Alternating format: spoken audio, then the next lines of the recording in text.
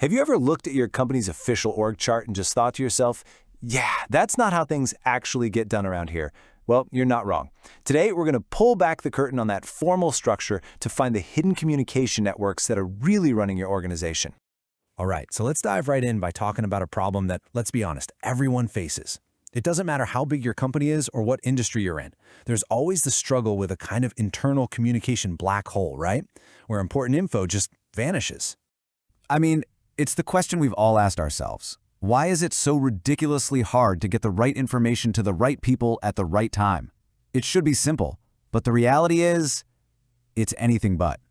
And the stakes here are really, really high. Get this, a massive global report. We're talking insights from over 5,000 internal comms pros, found that a staggering 92% of them struggle to prove their return on investment. They know what they're doing is important, but they just can't measure the impact. And this quote from someone on the front lines, it just says it all, doesn't it? It captures that deep frustration of wanting to connect with people, but having no idea if you're actually succeeding. It's not just about spreadsheets and metrics. It's about feeling like your work actually matters. Okay, so to really get to the bottom of this, we need to wrap our heads around a huge idea. Every company isn't just one organization, it's two. And understanding the difference between them is the key to unlocking this whole thing. So on one hand, you've got the formal organization. That's the official org chart, the defined hierarchy, all the rules and processes. It's how the company is supposed to work on paper.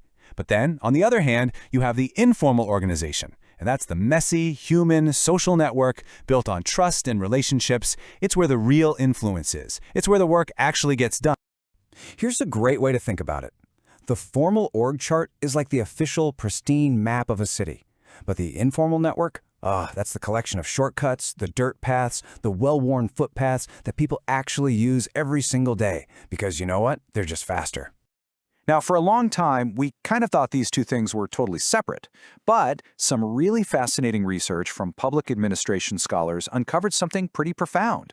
That formal structure, the official map, it secretly draws the blueprint for the informal one. It shapes where those footpaths get created, even when we don't realize it. Okay, just look at this. This is not an org chart. No way. This is a map of who actually asks who for information inside a city government.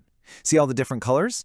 Those are different departments. You can immediately see these clusters and connections that the official chart would never, ever show you. This right here, this is the hidden blueprint in action. So the researchers figured out there are three main ways the formal structure controls this informal flow. First up, formal status. We just instinctively look for info from people higher up the ladder, right? We think their info is more important. Second, permission pathways. If you have to go to your boss for approval on something, you're probably going to ask them for related info too. It's just easier. And third, and this one is the big one, departmental membership. We are just overwhelmingly more likely to talk to the people on our own team. And wow, this slide just nails that third point. This is a heat map of communication. See that bright red diagonal line? That's just people talking to others in their own department. Look down at the bottom right. See how dark red those boxes are for police and fire/EMS? That's something called departmental homophilia, which is really just a fancy way of saying these teams are super tight-knit and almost only talk to each other.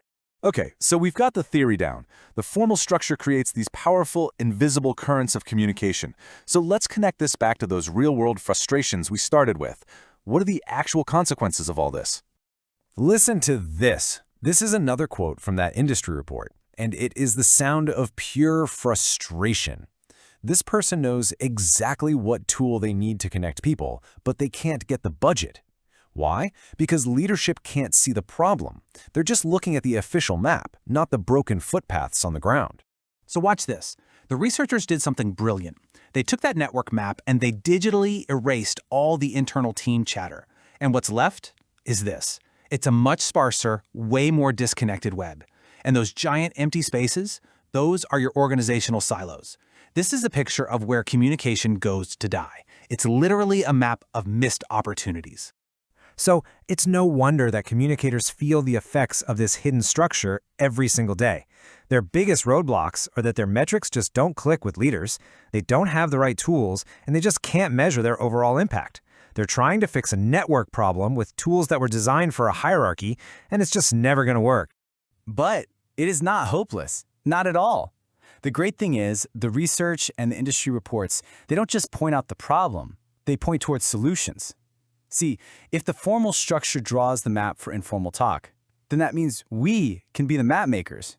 We can intentionally redraw that map to create better pathways. The academic paper lays out some really powerful structural fixes. Don't just hope people talk, you have to engineer it. Create cross-departmental projects on purpose. Set up learning forums around certain themes that pull people from different teams together. You can even design specific jobs to act as information bridges between groups. You're literally building new footpaths on purpose. And the industry reports give us some modern tactics that go hand in hand with this. You want to get leadership on board? Connect your communication wins to stuff they already care about, like employee retention.